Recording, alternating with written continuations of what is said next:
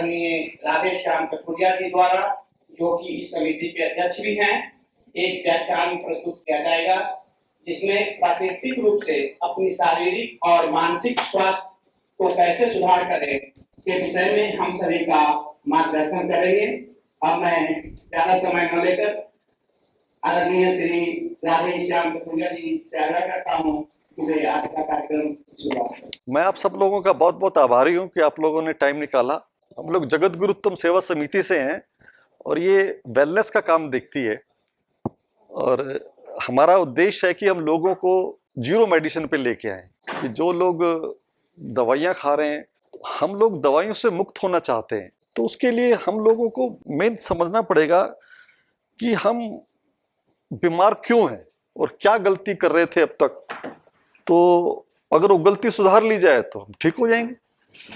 तो सबसे इम्पोर्टेंट जो हम गलती कर रहे थे, तो हमारे को ये समझना पड़ेगा कि भाई शरीर चलता कैसे और रिपेयर कैसे होता है। अगर ये बात सही सही जानकारी हो जाए तो शरीर ठीक भी रहेगा और काम भी चल जाएगा हमारा। तो हम लोग आज का जो ज्ञान हमारा है, उस ज्ञान के हिसाब से भाई शरीर चलता कैसे और हमारे शास्त्र क्या कहते हैं कि शरीर चलता कैसे है और उनमें से क्या सही है, ये सब डिसीजन अपनी बुद्धि से लगाना पड़ेगा भी क्या सही है। तो अब साइंस के हिसाब से शरीर कैसे चलता है, तो साइंस तो कहती है कि जब हम खाना खाते हैं और खाना खाने के बाद उसका ग्लूकोज बनता है, ग्लूकोज के बाद कार्बन बनता है और कार्बन के बाद ऑक्सीजन हम लेते हैं और कार्बन ऑक्सीजन के कार्बन डाइऑक्साइड बाहर निकाल देते हैं और एनर्जी पैदा होती है। उससे शरीर चलता है, उसी से काम करता है और दवाइयों से हम रिपेयर करते हैं। दवाइयाँ बीमार हो गए, दवाइयों से रिपेयर कर लिया हमने। अब ये इस थ्योरी से संसार चले आ रहा है और ये जो साइंस है मेरे हिसाब से 200-300 साल पुरानी होगी, ज्यादा पुरानी तो है नहीं। पर इस साइंस का रिजल्ट क्या रहा? आज रिजल्ट ये रहा कि कितने भी हॉस्पिटल बढ़ते जा रहे हैं, मेडिकल कॉलेज बढ़ते जा रहे हैं और बीमारियां जो हैं खत्म होने का नाम ही नहीं ले रही। हर एक आदमी की जो लाइफस्टाइल है, जो एनर्जी लेवल काम करने का है, वो खत्म होता जा रहा है। तो इसका मतलब कुछ ना कुछ तो कमी है इस चीज में, तो उसको थोड़ा सा गहराई से समझना पड़ेगा हमारे को। तो अब हमारे शास्त्र क्या बोलते हैं? हमारे शास्त्र बोलते हैं कि भाई देखो, ये इनकी साइंस के हिसाब से तो एनर्जी जो खाने से आती है, तो हमारे शास्त्र कहते हैं अगर खाने से एनर्जी मिलती होती तो फिर हम रात को सोते क्यों? तो रात को हम दिन में थक गए बुरी तरह से, रात को फिर एनर्जी ले लो, फिर काम करने लग जाओ, तो हम थक क्यों जाते हैं? तो फिर लोग बोलते हैं जी ये बॉडी रिलैक्स करती है, रिलैक्स करने के लिए उसको आराम चाहिए होता है, इसलिए हम सोते हैं। अरे भाई रिलैक्स के अलावा फिर एनर्जी तो नहीं मिलती ना हमारे को। हम मेन प्रॉब्लम हमारे को समझना ये है कि हमारी जो बॉडी में एनर्जी कहाँ से आती है। अब साइंस तो बोलती है जी भाई ये अपना खाने से एनर्जी मिलती है, तो फिर हमारे से क्वेश्चन किया जाता है कि भाई हम जिस दिन रोटी नहीं खाते या खाना नहीं खाते तो फिर कमजोरी क्यों हो जाती है हमारे को? फिर कमजोरी तो आ जाती है, थोड़ी बहुत फील होती है। तो इसका मतलब है कि खाने से एनर्जी मिलती है। बस ये चालू हो गया और हम लोगों ने जो कैलोरीफिक वैल्यू फिक्स कर दी, भाई सेब खाओगे तो इतना मिलेगा, पराठे में इतनी है और इतनी कैलोरी करो तो इतना बर्न करो, उसी के चक्कर में लग गए और पूरा आज ये हुआ कि पूरा संसार जो है बीमार सा फील हो रहा है। सब कोई, मैं नहीं समझता 30-35-40 साल के बाद कोई बचा हो बीपी शुगर वाला, कुछ ना कुछ तो लगा ही हुआ है हर एक के अंदर। तो सही ज्ञान क्या है, जब तक उसको हम नहीं समझेंगे तो काम नहीं चलेगा। अब सही ज्ञान क्या कहता है? सही ज्ञान ये कहता है कि भाई देखो, इस शरीर के अंदर कई निराकार चीजें होती हैं।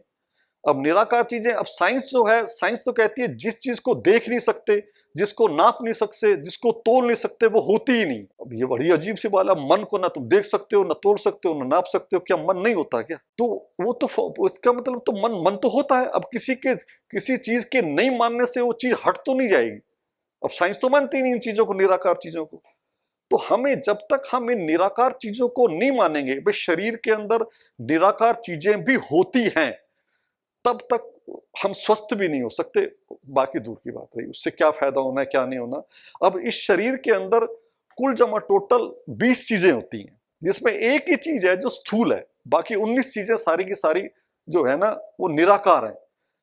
5 कर्मेंद्रियां हैं, 5 ज्ञानेंद्रियां हैं, 5 प्राण हैं, मन है, बुद्धि है, अहंकार है और एक आत्मा है। ये निराकार चीजों पे मानना पड़ेगा। इस निराकार चीजों को से हमारे को बाकी चीजों से इतना लेना देना नहीं है, जरूरत तो पड़ेगी सबकी हमारे को, पर उसमें से प्राण ही ऐसे होते हैं जो शरीर को जिंदा रखते हैं और इसका रिपेयर मेंटेनेंस का काम करते हैं।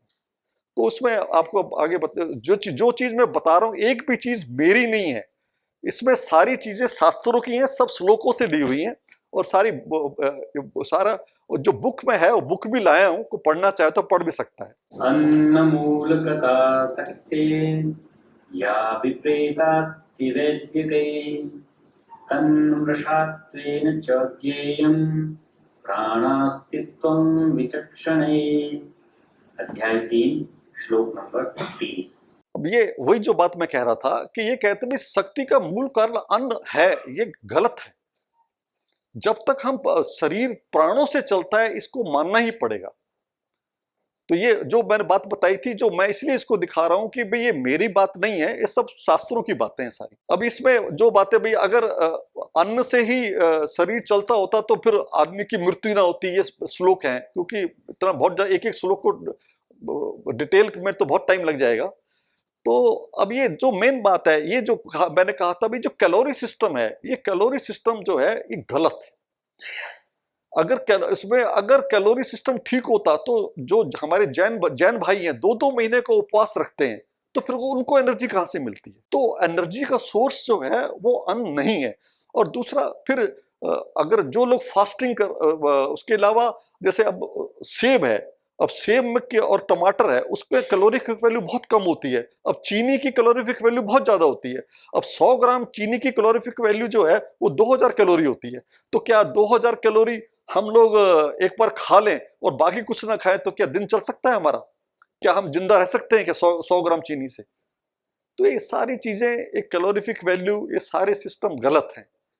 तो ये शरीर जो है फिर चलता कैसे है? अब हमारे शास्त्रों के हिसाब से कि जब हम रात को सोते हैं तो रात को जब आत्मा जब गहरी नींद होती है तो आत्मा और परमात्मा का मिलन होता है। तो उस समय परमात्मा आत्मा को पावर देता है अगले दिन काम करने के लिए, इसलिए हम सोते हैं। अब ये साइंस को प्राणों को मानती नहीं, और पावर कहां से आ रही है? वो तो सोचती है कि खाने से पावर आ रही है, पर असली पावर भगवान से आती है, तब अगले दिन हम काम करते हैं। पर भगवान भी एक लिमिटेड पावर देता है, लिमिटेड। उसने मतलब 100 एम्पियर करंट दिया। अब 100 एम्पियर करंट को कल हमारे यूज करना है, तो उसको बेस्ट यूटिलाइजेशन करना चाहिए हम लोगों को। तो हम उसको मिसयूज कर रहे हैं, इसलिए बीमार है। तो इसमें आगे हम आपको डिटेल से बताता हूं। ये बताया गया कि भी सारा कि भी ये जो नेचुरोपैथी के सिद्धांत हैं ये कभी बदलते नहीं है, और ये जो एलोपैथी के सिद्धांत है रोज बदलते रहते हैं। कभी बीपी का वैल्यू कुछ और है, आज से 50 साल पहले कुछ और था, आज कुछ और है। तो रोज ये सिस्टम इनके चेंज होते रहते हैं। प्राण शरीरस्ते प्रभवन्ति न कीटका तथा यथा मृते देहे रक्तमासादि धातुषा। अध्याय 3 श्लोक नंबर 17। अब ये बता रहे भाई किसी के अंदर प्राण होते हैं ना तो कीड़े मकोड़े उसको खाने नहीं आते।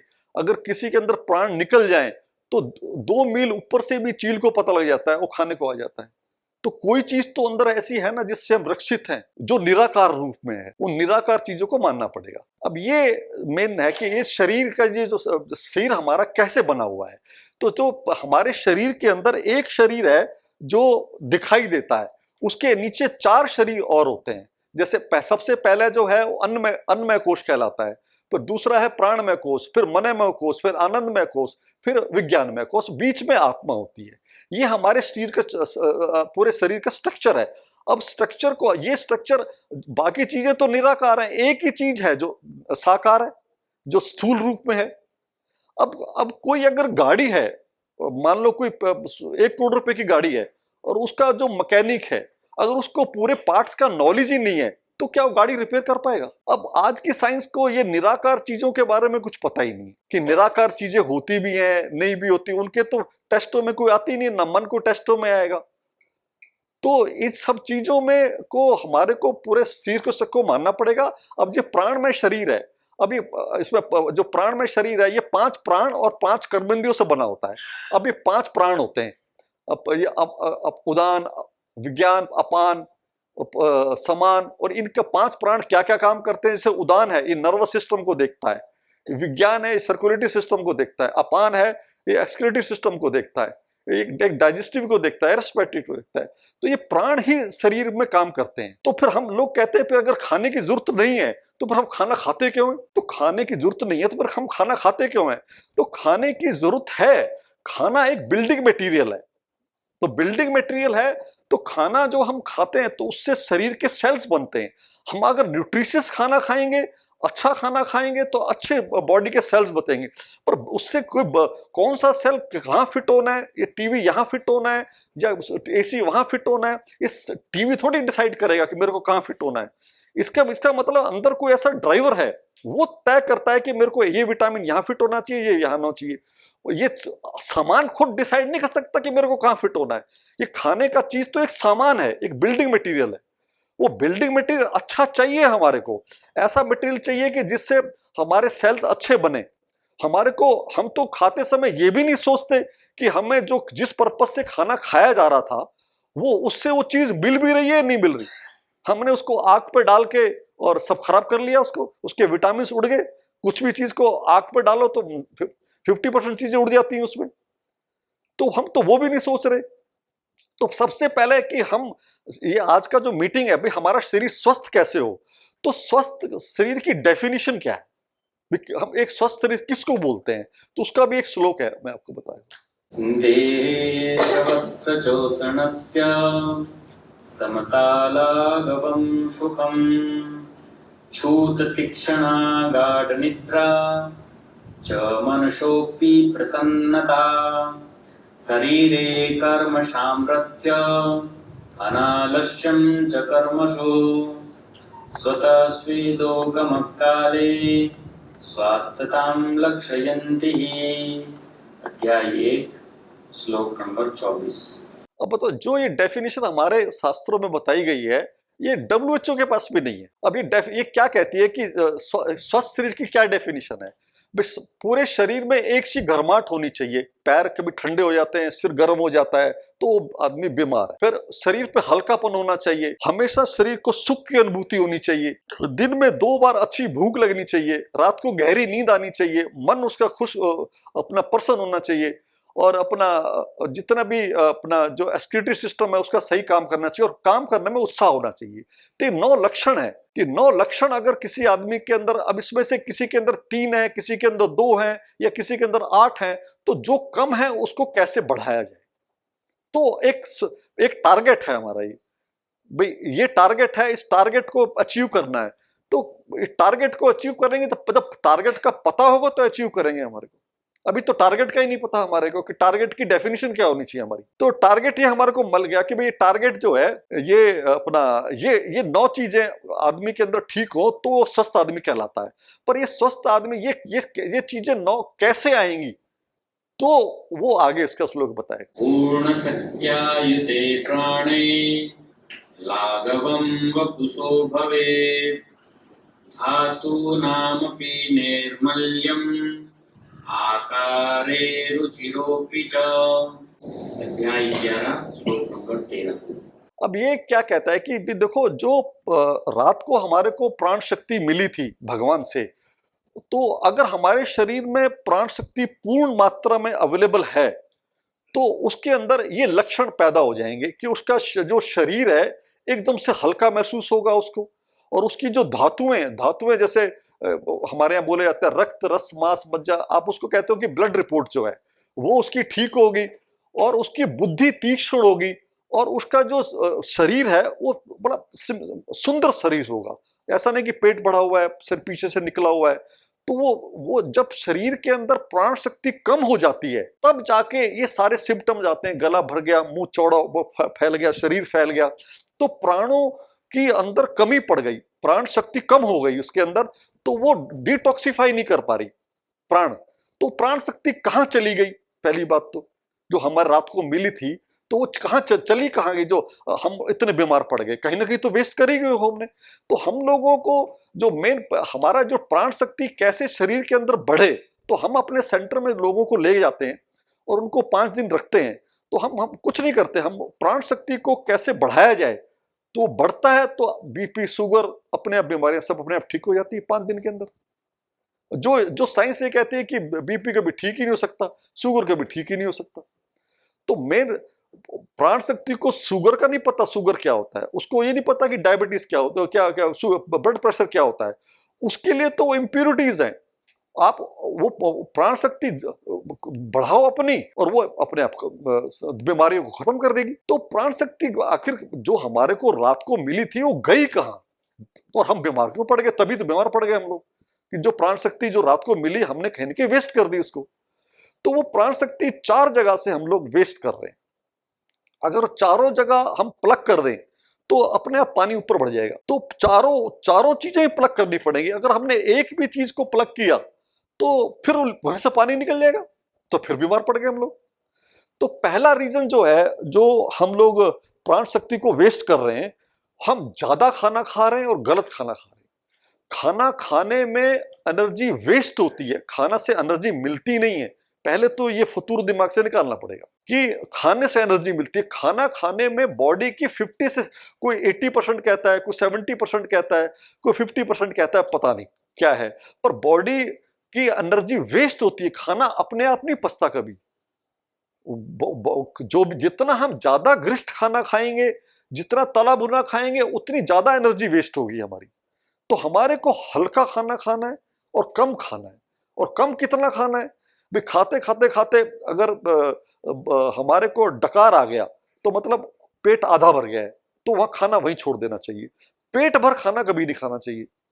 तो वो अंदर क्या है कि अंदर से एक चक्की चलती है अंदर, तो अंदर से अगर वो चलेगी नहीं और पूरा मुंह भर पानी भर लेंगे तो कुल्ला कैसे होगा?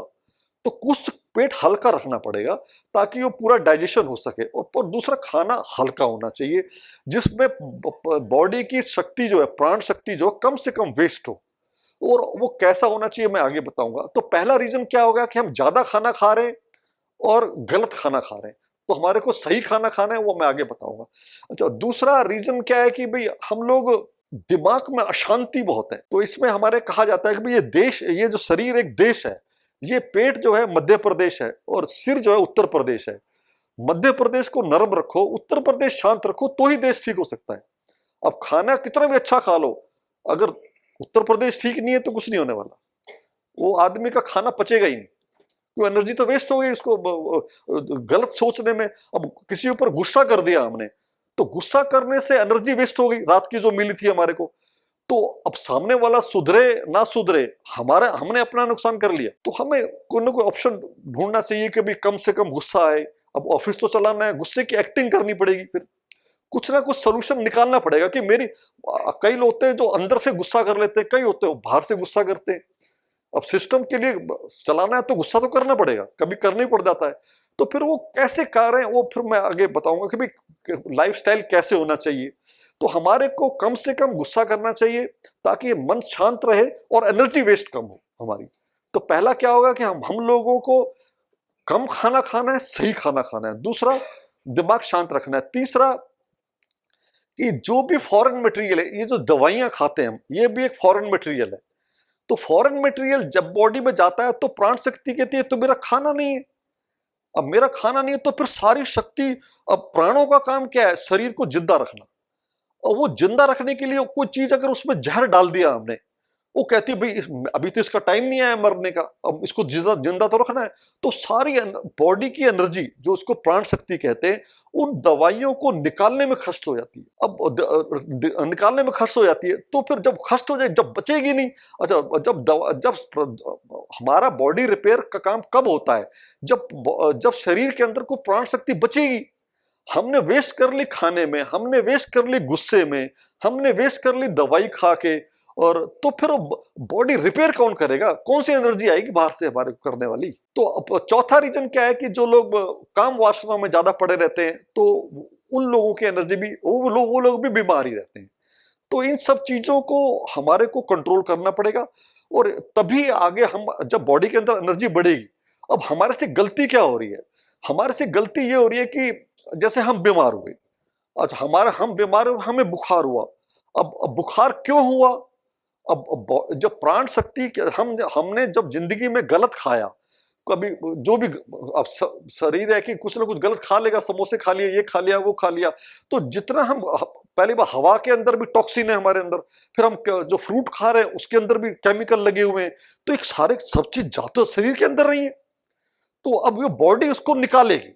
अब हमारा टाइम नहीं आया अभी मरने का, तो प्राण तब तक पूरा जोर लगा देते हैं कि मेरी बॉडी कैसे जिंदा रहे, तो वो क्या करेंगे कि उसको निकालने की कोशिश करेगी, जितने भी टॉक्सिन है वो निकालने। 4-5 तरीके होते हैं निकालने के, बुखार आ गया, जुकाम आ गया, दस्त लग गए, पसीना निकालना है, ये प्राण शक्ति अपने आप को डिटॉक्सिफाई करने के लिए ट्राई करती है। तो जब उनको ट्राई करती है तो हम सोचते हैं कि ये तो हमारा दुश्मन आ गया। हमने क्या किया कि पैरासीटामोल खा के और उसको बुखार को दबा दिया, तो वो अब टॉक्सिन तो अंदर रह गए सारे के सारे, और जो पैरासीटामोल खाया ये भी एक केमिकल है, एक केमिकल और बढ़ा लिया हमने। और उसके बाद सबसे बड़ी गलती कर दी कि जब बुखार हुआ और तो हम हॉस्पिटल में गए, उन्होंने क्या किया कि खाना भी खिला दिया। अरे इतनी दवाइयां खा रहे हो, कमजोरी हो जाएगी, थोड़ा खाना खा लो। तो अब हमारे साइंस के हिसाब से क्या है कि प्राण शक्ति तो अपने आप को डिटॉक्सिफाई कर रही थी, अब आपने उसको खाना दे दिया, तो अब वो खाने को पचाए या आपकी दवाई को बाहर निकाले या आपको रिपेयर करे, वो कुछ भी काम नहीं करती। फिर आदमी जो है वो अधमरा सा हो जाता है, फिर वो कभी ठीक नहीं होता। वो आप लोग कहेंगे जी हम जिंदा तो हैं, ऐसी बात नहीं है कि तो आप जो आज बता रहे हो तो हम क्या दुनिया का 800 करोड़ की आबादी के हम जिंदा नहीं है क्या? तो ये जिंदा, देखो ये जिस हिसाब से दुनिया जिंदा है, ये सांप सीढ़ी के खेल से जिंदा है। अभी कुछ बीमार हुए एक और ठीक, कुछ थोड़ा बहुत दवाई ववाई खाई, कैसा, फिर एक सीढ़ी चढ़ के ऊपर, फिर एक बीमारी दूसरी खड़ी होती है, वो काट लेती है, सांप आता है उसको नीचे छोड़ देता है, फिर एक तीसरी बीमारी 2 दिन के बाद आती है, फिर वो उसको काट लेता है, फिर थोड़ा ठीक होते हैं, फिर एक बीमारी आती है, फिर उसको काट लेती है। ये को जीना थोड़ी है। ऐसा जीना होना चाहिए कि सीढ़ियां सीढ़ियां होनी चाहिए, वो सीढ़ियां सीढ़ियां नेचुरोपैथी से आ सकती है, दूसरी से नहीं आ सकती। और इसका एग्जाम्पल हम है कि हमारे को 20 साल से कभी बुखार जुकाम और कभी डॉक्टर को दिखाया नहीं। तो ऐसा बात नहीं कि बिना एलोपैथी के दुनिया नहीं चल सकती, सब हो सकता है। हिम्मत होनी चाहिए, पहले तो ज्ञान होना चाहिए। सारा प्रॉब्लम अज्ञानता से है टोटल, कि हम प्राण शक्ति के अस्तित्व को ही भूल गए, प्राण शक्ति के अस्तित्व को ही भूल गए हम लोग। तो सबसे पहले तो उनको मानना पड़ेगा कि शरीर के अंदर प्राण होते हैं।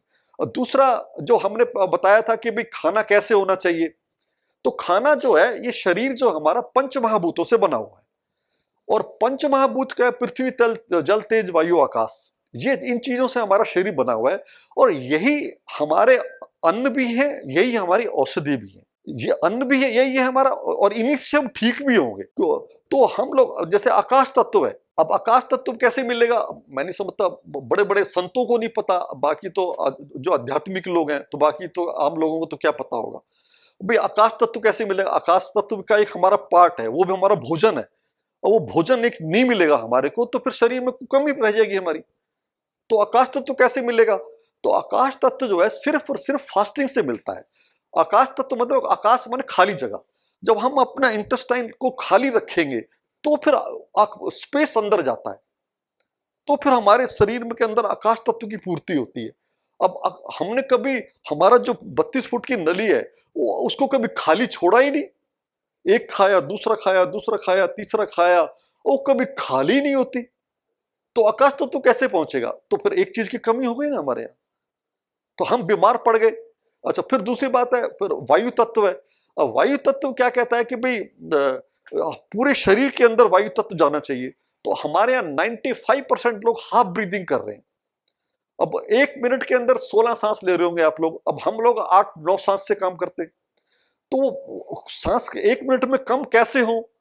तो वो अनुलोम विलोम की प्रैक्टिस कराते हैं हम लोग, तो भाई ब्रीथ, ताकि डीप ब्रीदिंग हो जाए। अब कई शास्त्रों में ऐसा भी लिखा हुआ है कि हम लोग तो सांस गिना के लाए हैं, अगर हम 1 मिनट में आधे सांस कर देंगे तो उम्र डबल नहीं हो गई हमारी। तो डीप ब्रीदिंग की आदत बढ़ानी पड़ेगी। और एक पहला कि आकाश तत्व है, तो आकाश तत्व से हमारे को अपना फास्टिंग करनी पड़ेगी। आकाश तत्व फास्टिंग में सबसे ज्यादा मिलता है, तो दूसरा हो गया वायु तत्व, तीसरा हो गया अपना अग्नि तत्व। अग्नि तत्व जो है, अब सारा एटमॉस्फेयर ऐसा बना हुआ है, इधर एसी उधर एसी, हम धूप में बैठते ही नहीं। अब जब हर आदमी को 25-30 मिनट जो है सुबह की धूप लेनी चाहिए, तो आगे पीछे लगनी चाहिए, तो अग्नि तत्व की पूर्ति होगी। और अपना चौथा है जल तत्व है। तो जल तत्व जो है वो प्यास लगने पे ही पीना है।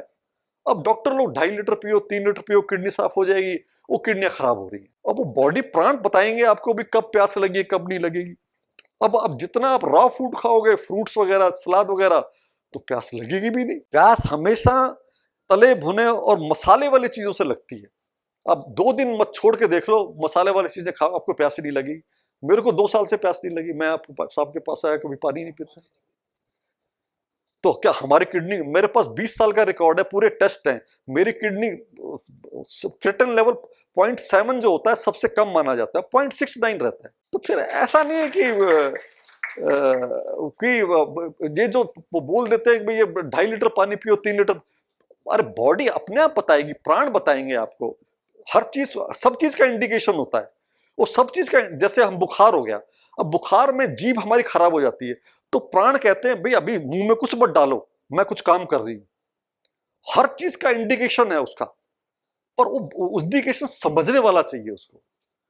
वो निराकार जरूर है, पर सबसे अक्लमंद भी वही है। जो प्राण है वो वैद्यनाथ है, वैद्यनाथ से ज्यादा नॉलेज किसको होगी भाई। तो वो सामने आके बोल नहीं सकते, पर वो इंडिकेशन आपको सारा देंगे कि आप ये खाओ, ये मत खाओ, ये मत करो। अब एक खाने के बाद डकार आ गया, बंद कर दो, सब चीज का इंडिकेशन मिलेगा आपको, पर समझने वाला चाहिए उसको। तो हम लोगों को पानी जो है प्यास लगने पे ही पीना है, और पानी को हमें क्या कहते हैं, खाना है, रोटी को पीना है। अभी उल्टी बात है। तो पानी को तो खाना है, पानी को इतना मुंह में डालो और चबाओ ताकि आधा मिनट लग जाए, तो उससे सलाइवा मिल जाए, तब अंदर लेना है। और खाना जो सॉलिड है उतना चबाओ कि सलाइवा मिल मिल के वो पानी बन जाए, ताकि उस सलाइवा जितना ज्यादा रोटी या दाल चावल में मिला रहेगा, तो फिर डाइजेशन में अंदर आसानी हो जाएगी, तो डाइजेशन, फिर गैस नहीं बनेगी आपको। जो लोग जितनी ज्यादा जल्दी खाना खाते हैं और सलाइवा कम मिला होता है, तो फिर खाने के बाद गैस बनती है। चबा चबा के धीरे धीरे खाओगे तो फिर अपना क्या कहते हैं, उतना ज्यादा सलाइवा मिलेगा तो फिर डाइजेशन इजी हो जाएगा। तो हम लोगों को अपना पानी को प्यास लगने पे पीना है और घूट घूट करके पीना है। और फिर 5वां तत्व क्या है, पृथ्वी तत्व। पृथ्वी तत्व जो पृथ्वी से पैदा होता है, अब पृथ्वी से जो पैदा होता है तो दाल चावल जो भी फल फ्रूट जो भी है वो है।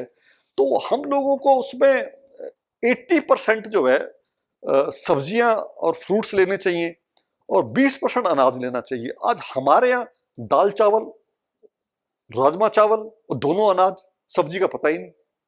और जो सब्जी बनी भी है तो ग्रेवी बना बना के और प्याज बना बना के जो कुछ बचा कुचा था वो भी खत्म कर लिया। तो हम खाना क्यों खा रहे हैं, जबान के लिए तो नहीं खा रहे ना।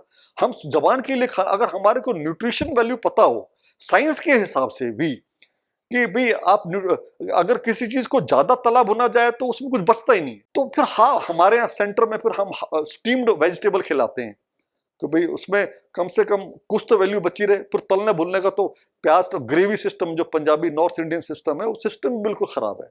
उसने तो जो पूरी सब्जी एसिडिक हो जाती है, पूरी सब्जी एसिडिक हो जाती है।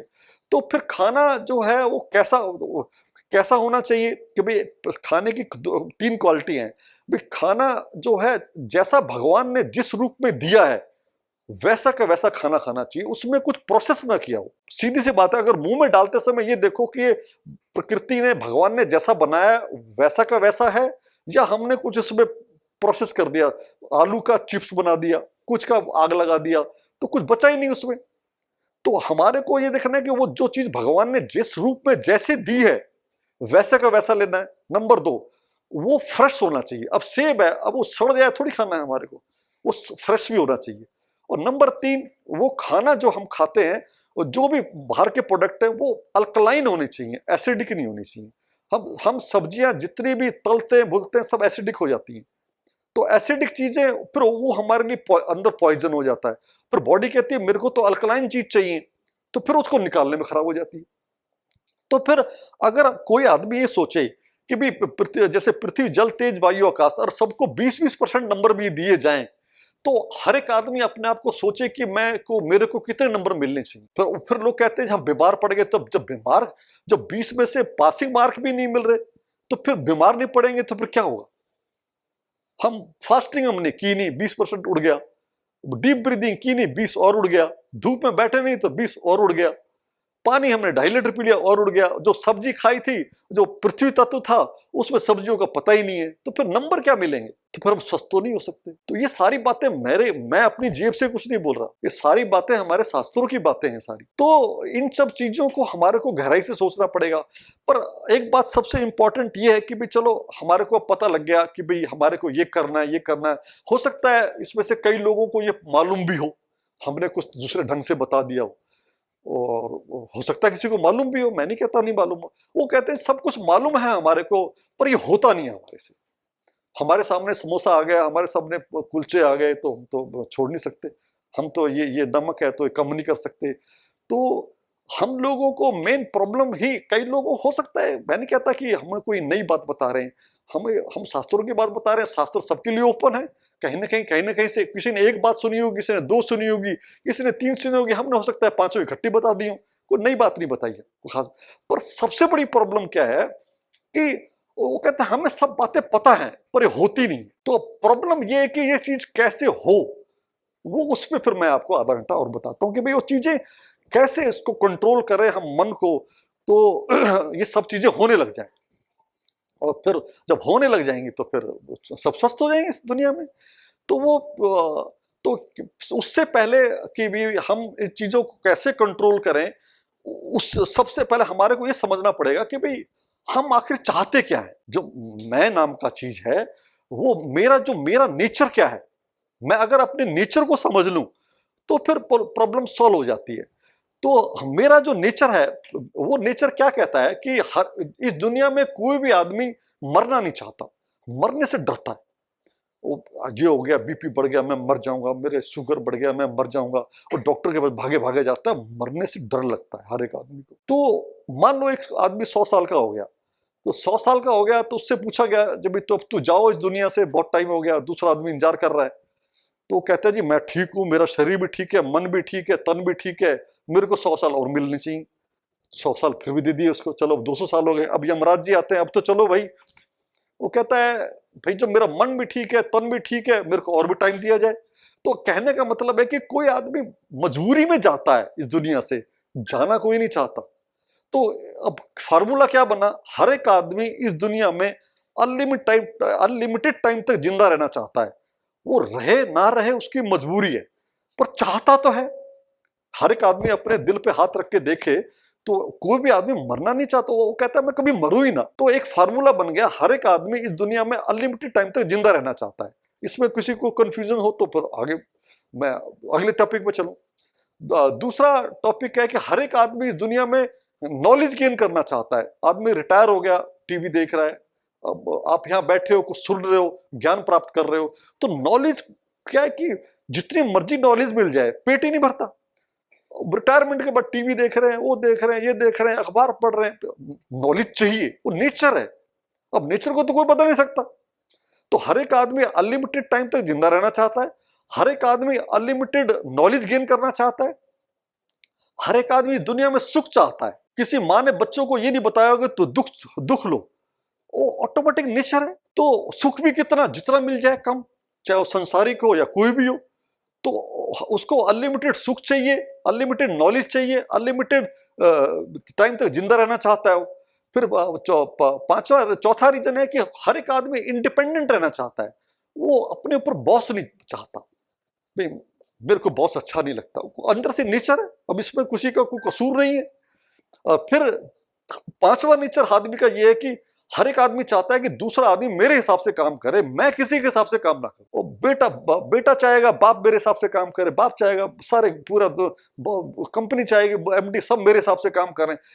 पर सबका नेचर तो एक जैसा है। अब बात दूसरे की सुनते हैं, डांट भी खाते हैं, दुनिया चल रही है, पर नेचर तो वही है ना हमारा सबका। तो सबसे इंपॉर्टेंट बात है कि हम लोगों का ऐसा नेचर क्यों है, अगर ये बात का पता लग जावे कि हम ऐसा नेचर क्यों है, तो सारी प्रॉब्लम सॉल्व हो जाती है। तो हम लोगों का नेचर क्यों है कि हम अनलिमिटेड टाइम तक जिंदा रहना चाहते हैं, अनलिमिटेड नॉलेज चाहते हैं, हम अनलिमिटेड हैप्पीनेस चाहते हैं, हम इंडिपेंडेंट रहना चाहते हैं, हम लोगों को गवर्न करना चाहते हैं। तो वो नेचर क्यों आ गया? अच्छा, ये नेचर जो है, सबसे इंपॉर्टेंट बात, हर चाहे हिंदू हो या मुसलमान हो, ईसाई हो, सभी का एक जैसा नेचर वही है। इवन गली का कुत्ता का भी नेचर वही है। दूसरी गली का कुत्ता आ जाए तो मेरी गली में क्यों आ गया भाई, वो कहेगा मैं तो यहाँ का बॉस हूं। तो वो भी एक गवर्निंग नेचर रखता है, उसको भी दुख नहीं चाहिए।